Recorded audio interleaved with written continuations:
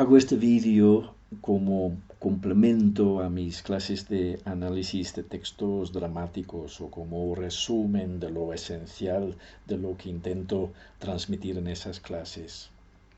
Se llama así, análisis de textos dramáticos.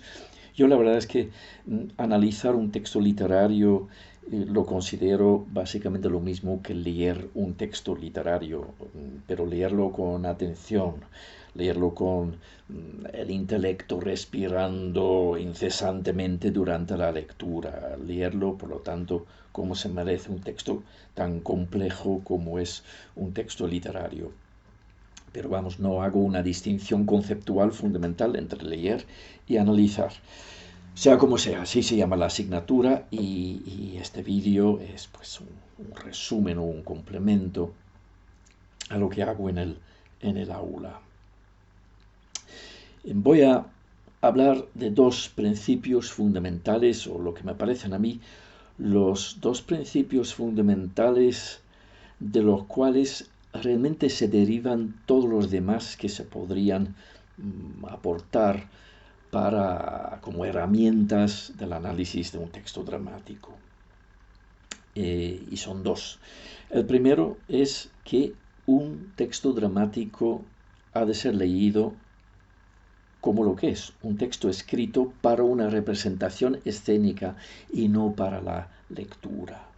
Y precisamente a los filólogos nos puede escapar esto o nos podemos olvidar de ello, ¿no? Cuando leemos estamos enfrentándonos con un texto como algo que se extiende únicamente en el tiempo, transcurre un tiempo desde el inicio de la lectura hasta el final de la lectura, pero no tiene una extensión espacial y el teatro está escrito, un texto teatral está escrito para manifestarse también en el espacio y además el texto necesita pues todo lo que le van a añadir los actores con su gesticulación, con su entonación, con su lenguaje corporal, con sus movimientos escénicos acordados con el director, con todo lo que aporta pues la iluminación, el técnico de luz y sonido, el vestuario, la escenografía, etc.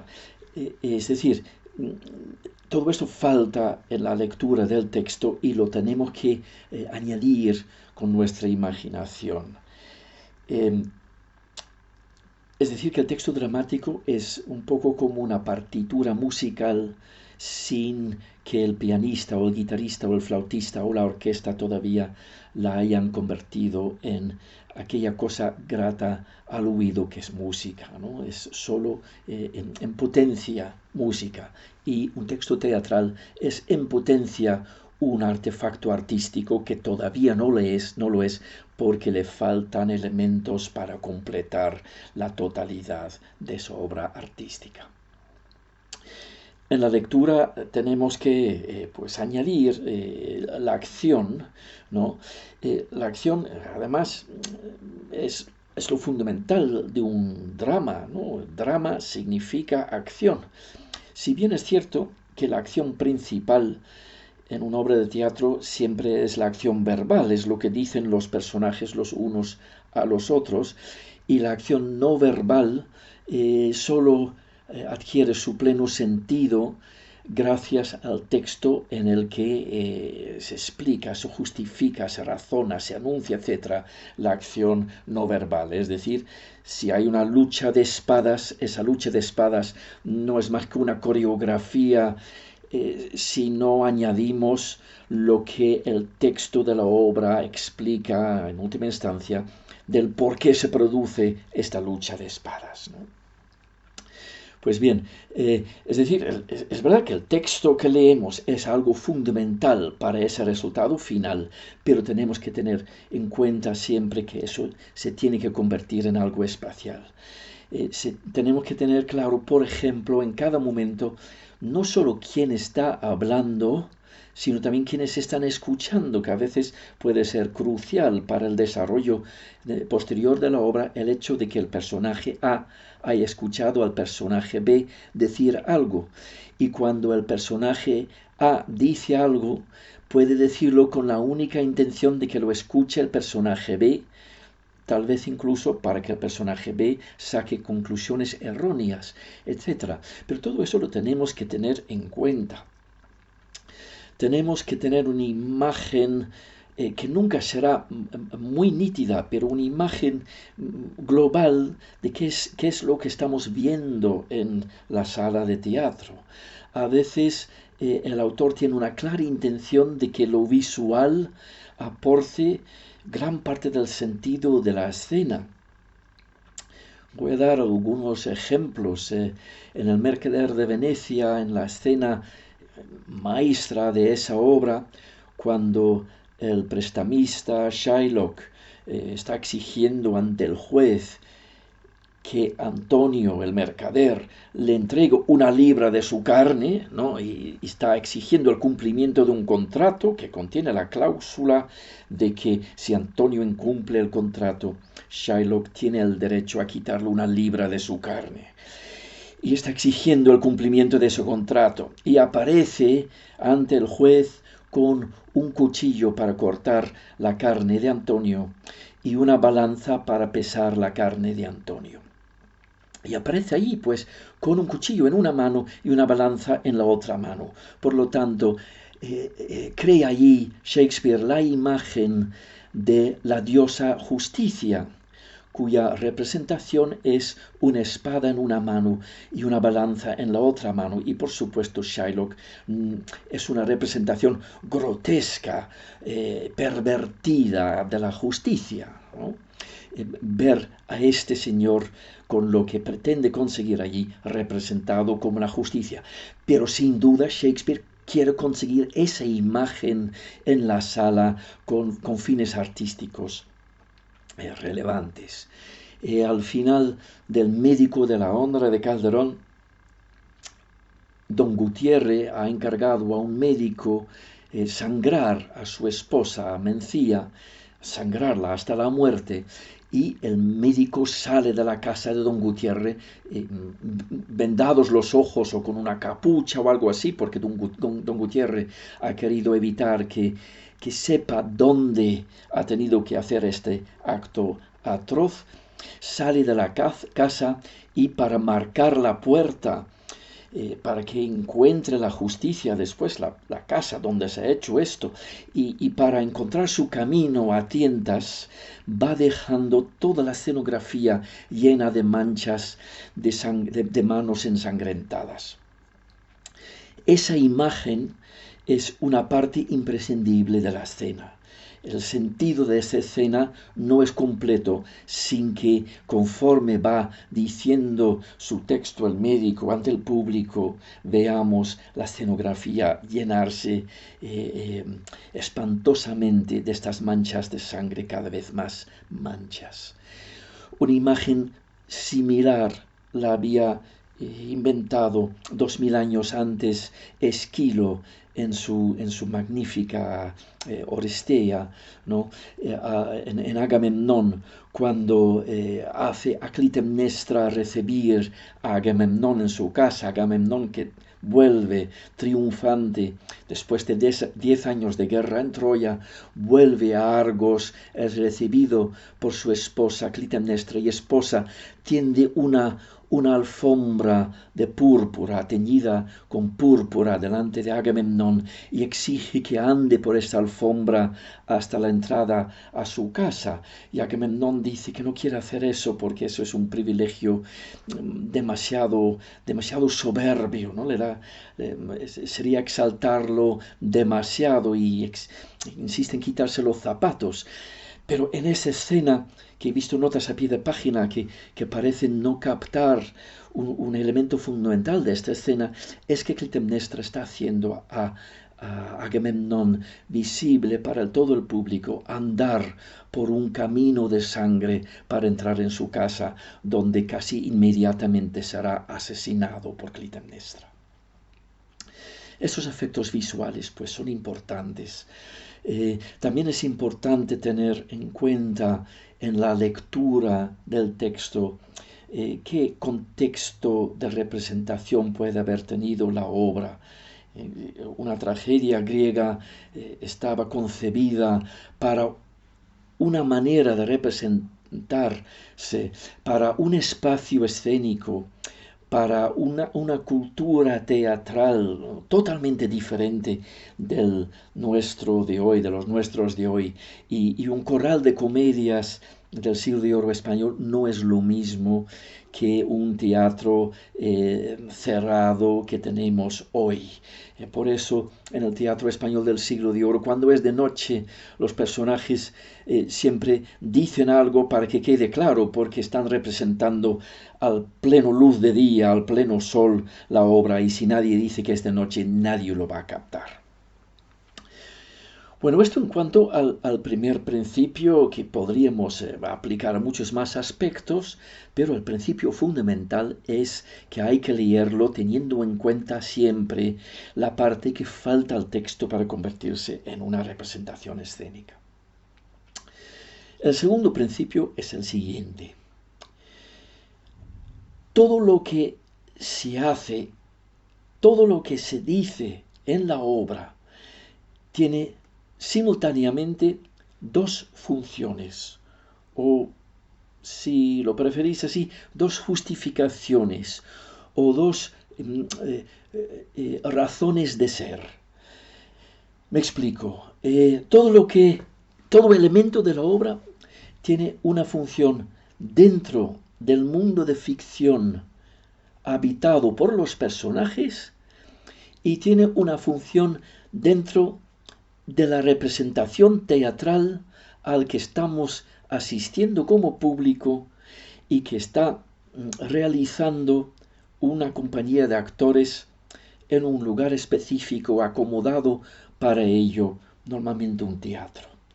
Esos son podemos decir que son dos realidades que se producen simultáneamente, una realidad ficticia y una realidad que transcurre en el mundo real. Por un lado, tenemos, pongamos por caso,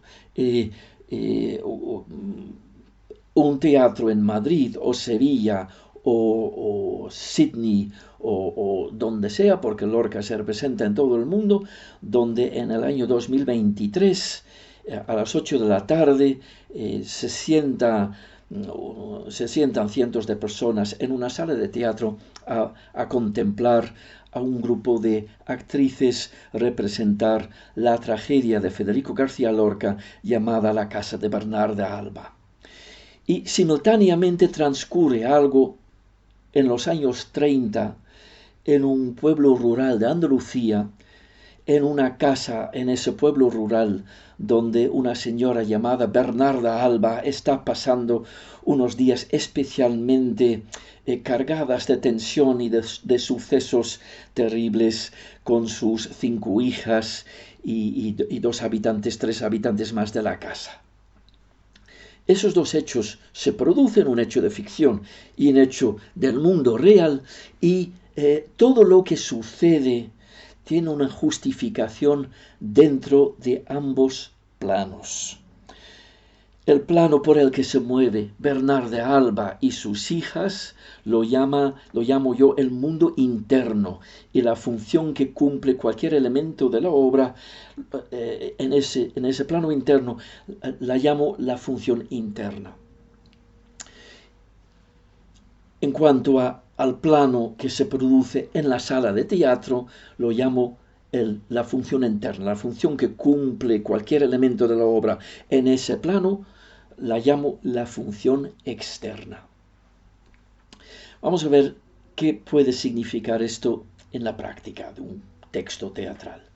En la escena inicial de La vida es sueño sale Rosaura, no sabemos qué se llama Rosaura, una dama que está vestida de hombre, tendrá sus motivos, no sabemos cuáles son todavía en la sala, pero esta señora vestida de hombre sale diciendo un texto de 22 versos y en su texto figura la siguiente exclamación: «Mal, Polonia, recibes a un extranjero».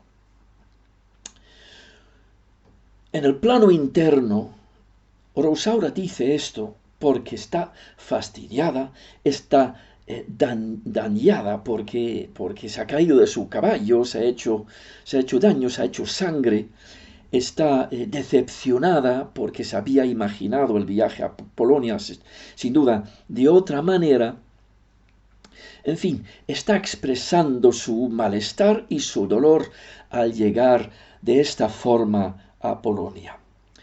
En el plano externo, Calderón pretende que nosotros en la sala sepamos esto, que esta mujer está molesta por algún motivo, que vamos descubriendo poco a poco, pero aprovecha sobre todo para transmitirnos en el plano externo, para transmitirnos que estamos en Polonia, ¿no? Que es una cosa que tenemos que saber, que la acción de la obra transcurre en Polonia, y tenemos que saber que Rosaura viene de fuera, está de camino y está llegando a Polonia. Más adelante, Calderón aprovechará las oportunidades para hacernos saber que ella procede del Ducado de Moscovia, ¿no? Y está llegando ahora, pues, a Polonia.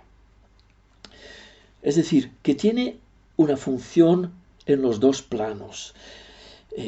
Una expresión de sentimientos de Rosaura y la transmisión de información al público. Desde luego, esas funciones pueden ser más complejas y pueden ser plurales. Podríamos distinguir en un solo trozo de texto o un solo elemento de la obra diversas funciones internas y externas, pero seguirá rigiendo el mismo principio, que todo tiene una justificación dentro del mundo de ficción y una justificación dentro de la representación teatral. Esto es diferente de lo que sucede en una obra narrativa. Y es mucho más relevante esta cuestión de cualquier cuestión con la que lo podríamos comparar en una obra narrativa. En una obra narrativa, para transmitir cualquier información al lector, el autor basta con que lo enuncie para que se transmita. Se narran las cosas, es decir, si necesita que el lector sepa dónde transcurre la acción, basta con decirlo y eso resulta perfectamente aceptable y natural en el texto que nos ofrece. Así, en el inicio del Quijote, famosamente, nos dice Cervantes que en un lugar de la Mancha, de cuyo nombre no quiero acordarme, no ha muchos años vivía un hidalgo de esos, y luego dice Cervantes qué tipo de hidalgo, nos enumera una serie de características, o una serie de rasgos que definen socialmente a este hidalgo. Con lo cual, sin haber llegado al final de la primera frase, ya nos ha dicho dónde transcurre la acción, aunque entra en ese juego de no especificarlo, un lugar de la Mancha, de cuyo nombre no quiero acordarme, ha dicho quién, ¿no? Un hidalgo de esos, y cuándo, no ha mucho tiempo. Pero en el teatro eso no es posible porque no tenemos narrador. Y esta información tiene que estar deslizada en el texto.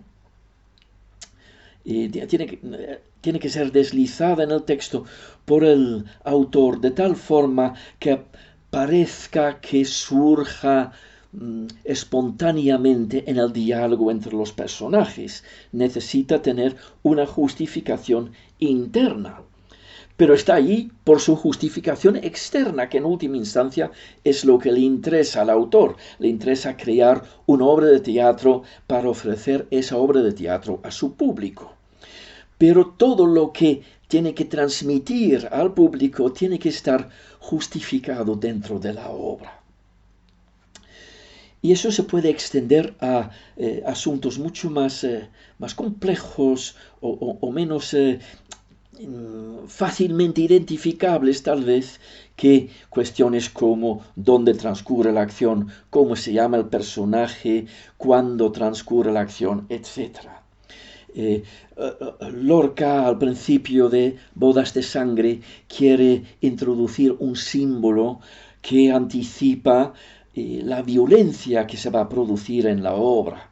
Y en la primera escena hace al protagonista salir de casa al campo, que estará lejos de su casa, y habla con su madre y coge una navaja para poder almorzar, porque tendrá que cortar uvas para su almuerzo. Y Lorca ya sugiere en la mente del lector la imagen de las uvas, probablemente algunas goteando zumo rojo al ser cortadas. Esta imagen sangrienta y esta herramienta que más tarde será usada para un acto sumamente violento, una muerte, un asesinato. Y hablan de la navaja, pero eso tiene que tener una justificación interna. Él la crea, él la hace verosímil al decir que lo coge para cortar uvas y aprovecha para introducir un diálogo sobre el tema. La madre dice que no le gustan las navajas y tiene sus motivos y establece así un diálogo sobre lo terribles que son las navajas, que va anticipando elementos posteriores de la tragedia y generando la tensión trágica que después se va a traducir en un desenlace trágico. Esto es muy típico de las tragedias en general, el introducir elementos que anticipan los hechos posteriores, ¿no? Oráculos en la tragedia griega, todo tipo de vaticinios en Calderón, vaticinios en Shakespeare, brujas que anuncian en términos enigmáticos el futuro que va a tener Macbeth, etcétera, etcétera, ¿no? Pero siempre tienen que tener una justificación interna y tenemos que buscar qué hace este oráculo dentro de la lógica interna del mundo habitado por los personajes, ¿no? En La vida es sueño hay un horóscopo que es crucial para el argumento de la obra y para anunciar elementos importantes del desenlace. Ese horóscopo se va a cumplir de una manera diferente de cómo es interpretado. Esto es bastante habitual en el teatro. Pero eso tiene una justificación interna. El rey es astrólogo y precisamente como astrólogo ha tomado una serie de decisiones al leer el horóscopo de Segismundo, ha decidido hacer una serie de cosas que parecen justificables dentro del mundo mental de Basilio, que como astrólogo convencido de su arte, considera que si su hijo va a provocar un enfrentamiento civil y si su hijo va a arrojarle finalmente a sus pies, pues es mejor encerrar a su hijo nada más nacer. Es decir, que estos elementos tienen su función dentro del mundo de ficción de la obra y en la comunicación entre el autor y su público a través del artefacto artístico que es la obra de teatro.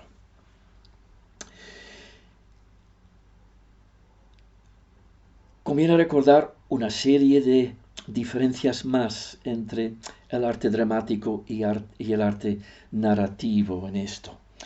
El arte dramático está sujeto a una serie de limitaciones de las que carece la narrativa. Tiene una limitación importante en la duración, por ejemplo. No se puede representar en escena toda la acción de la novela La Regenta o Guerra y Paz, porque la función tiene una duración de 1 hora y media, como mucho 2 horas. Parece ser que antes teníamos un poquito más de capacidad de concentración y duraban algo más, pero siempre ha sido bastante limitada la duración que puede tener la función, por lo cual el autor ha de intentar ser económico en la selección de elementos que ofrece al espectador, en la selección de elementos que vaya a incluir en la obra. Ha de ser selectivo también porque hay una limitación en cuanto a la capacidad de concentración y de absorción de información que padece el público. Es decir, si en la primera escena de la obra nos ofrece una situación en la que 16 actores están sobre el escenario, hablando entre ellos, dialogando entre ellos, aunque no sea todos a la vez, el público no va a ser capaz de retener en su mente qué actor está representando a qué personaje. No va a ser capaz de conectar a cada actor con un personaje de la obra. Por lo cual, cuando uno de estos personajes sale otra vez, o mejor dicho, cuando uno de estos actores sale otra vez sobre el escenario, no va a recordar qué personaje es y no va a poder conectar el contenido de esa escena con el contenido de la escena inicial. Por lo cual, tiene que limitar el número de personajes y tiene que limitar sobre todo el número de personajes en escena, sobre todo en las escenas iniciales de la obra. En esto, los poetas del siglo de oro eran unos artesanos impecables, me refiero a los españoles. Solían ofrecer una primera escena con 2, tal vez 3 personajes o 2 personajes y a mitad de escena sale uno más y tal vez después uno más, para ir presentando al público uno a uno los personajes. Los personajes están simplemente encontrándose o están de viaje y tiene una lógica interna que sean solo 2 en ese momento. Pero el autor elige esa escena, ese momento como escena inicial, como situación inicial, para que nosotros también podamos ir conociendo a los 2 personajes, entender quiénes son, cuál es la relación entre ellos, tal vez cuál es la relación con otros personajes cuya aparición se anuncia ya, etc., ¿no? Para ir absorbiendo poco a poco dosis pequeñas de información que nos van a ayudar a construir poco a poco el argumento en nuestras propias mentes como espectadores del espectáculo.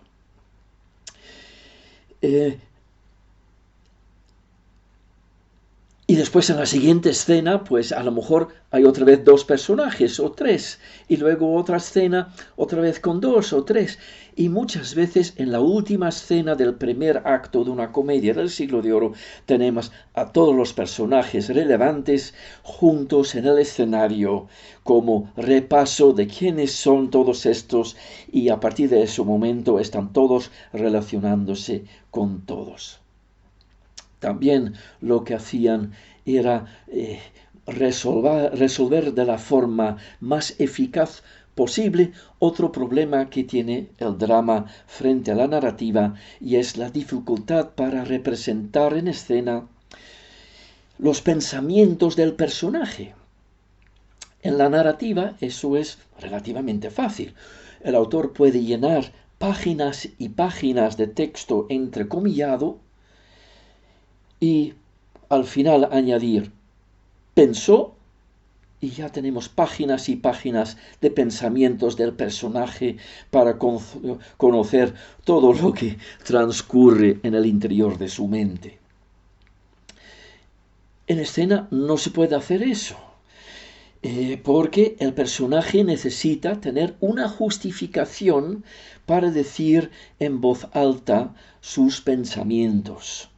En algunas ocasiones es verdad que los autores recurren a la solución más elemental y hasta cierto punto antiteatral de hacer al personaje aparecer solo en escena y pronunciar un soliloquio. Realmente está pensando, ¿no? Está pensando en voz alta, al menos el actor en voz alta, y podríamos hablar de si realmente el personaje está hablando en voz alta o solo el actor. No voy a entrar en esa cuestión en este vídeo. Pero eso es una solución, pero no es la solución más habitual. La solución más habitual es hacer que el personaje tenga a quien transmitir sus pensamientos y sus planes, y sus vacilaciones, sus dudas, a quien transmitir todo lo que suceda fuera del escenario.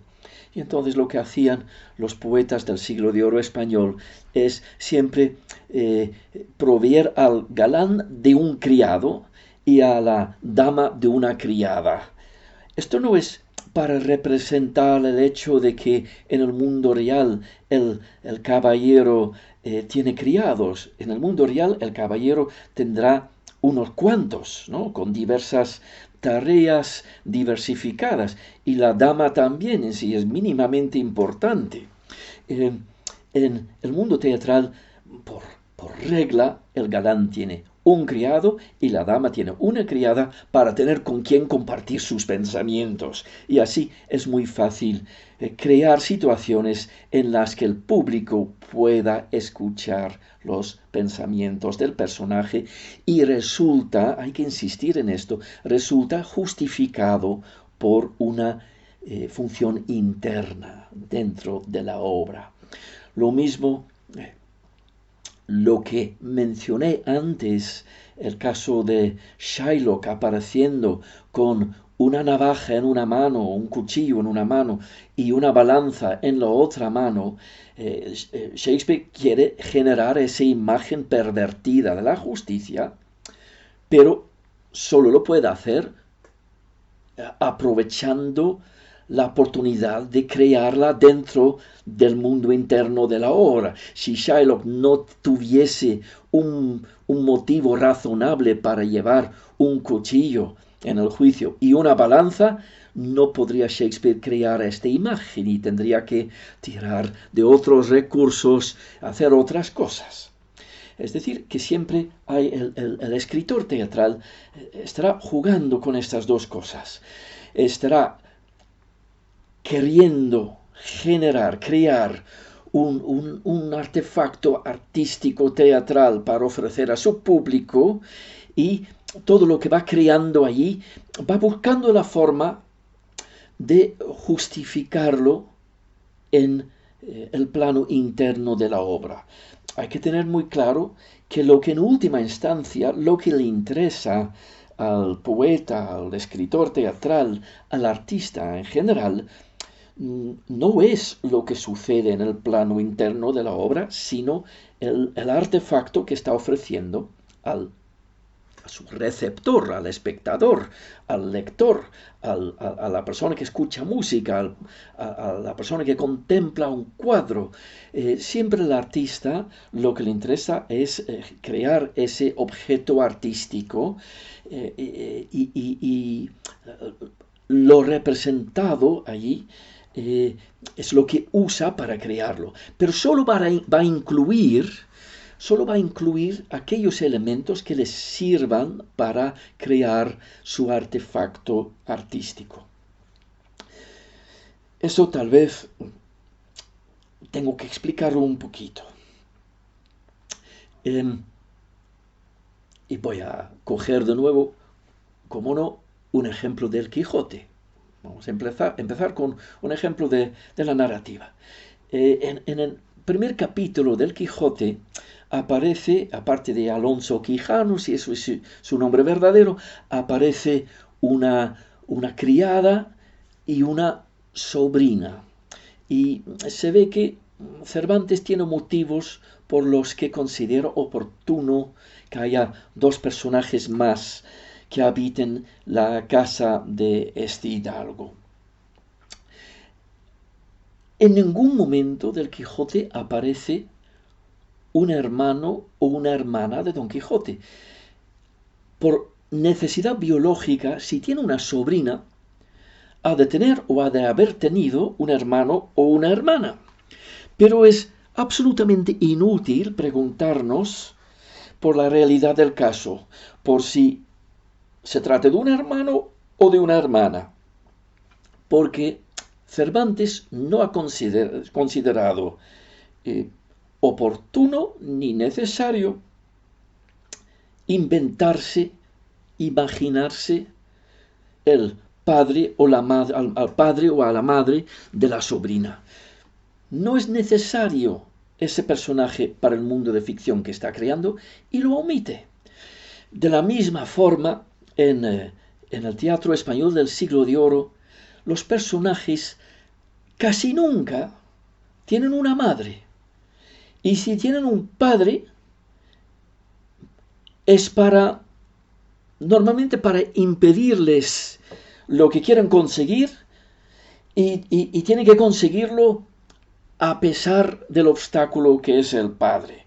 Pero el padre está allí en la obra con una función dramática. La madre muchas veces o ni se menciona o se dice así, como quien no quiere la cosa, que se murió en algún momento del pasado. Porque como incluso legalmente quien decide sobre los hijos es el padre y no la madre hasta que los hijos se casen,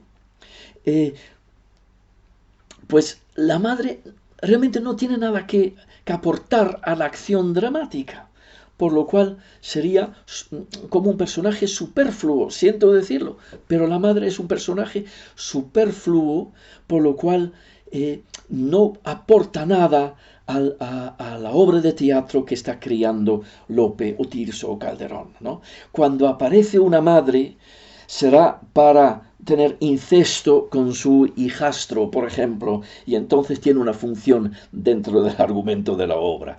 O en algún caso es viuda, etc. Pero si no está es porque no aporta. Y precisamente en el drama esto es sumamente crucial, porque están estas limitaciones, la limitación de tiempo, la limitación de capacidad de absorción de información por parte del público, ¿no? Por lo que crear elementos que carezcan de una función dentro de ese objeto artístico que es la obra de teatro no es ser un buen artista teatral, ¿no? Dentro de la obra solo hay que meter aquello que tiene una función externa. De allí que no están en las obras teatrales ninguno de los actos triviales y arbitrarios que cometemos a lo largo de los días, ¿no? Los personajes no se van, no dicen me voy a dar una ducha, no friegan los platos, no hacen las cosas que hacemos los seres humanos el 99% de nuestras vidas, porque no aportan nada al conflicto o al argumento cómico que puede tener la obra. Bien. Esto pues es el principio que propongo. A la hora de pensar sobre un texto dramático, tenemos que adjudicar a cada elemento textual, visual, incluso de movimiento, cualquier elemento constituyente de la obra, tenemos que adjudicar una función interna dentro del mundo de ficción de la obra y una función externa en la representación teatral llevada a cabo por una compañía de actores para un público en un teatro.